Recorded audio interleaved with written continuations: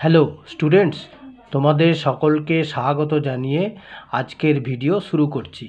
আজকের ভিডিওর বিষয় ইংলিশ গ্রামার অ্যান্ড ভোকাবুলারি, তার অন্তর্গত প্রিফিক্সেস অ্যান্ড সাফিক্সেস। ঠিক আছে, তাহলে চলো বেশি দেরি না করে ভিডিওটি শুরু করা যাক। Prefixes and suffixes. Prefixes are the letters that are added before the base words to get a new word.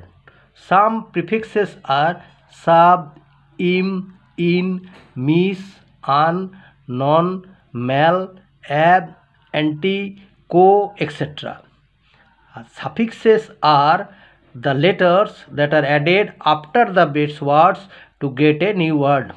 Some suffixes are li, meant, full, less, hood, dom, are, est, and son, etc. ঠিক আছে। Practice work. Use prefix or suffix to make new words. Root, একদিকে root আর একদিকে new word. Prefix বা suffix যোগ করে যে new word পাওয়া গেছে, এটা ডান দিকে, এটা বাঁ দিকে।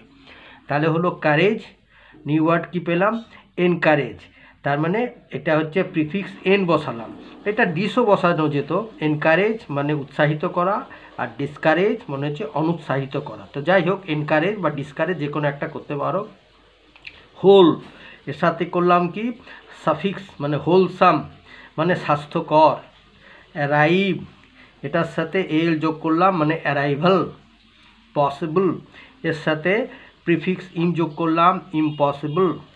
ডিফারেন্ট, এর সাথেও কি করলাম প্রিফিক্স ইন যোগ করলাম হলো ইনডিফারেন্ট। জাজ, জাজের সাথে সাফিক্স মেন্ট যোগ করলাম হলো জাজমেন্ট। মুভের সাথেও তাই, মেন্ট সাফিক্স যোগ করা হলো মুভমেন্ট। সার্টেন, এর সাথে লি যোগ করা হলো সাফিক্স হলো কি না সার্টেনলি।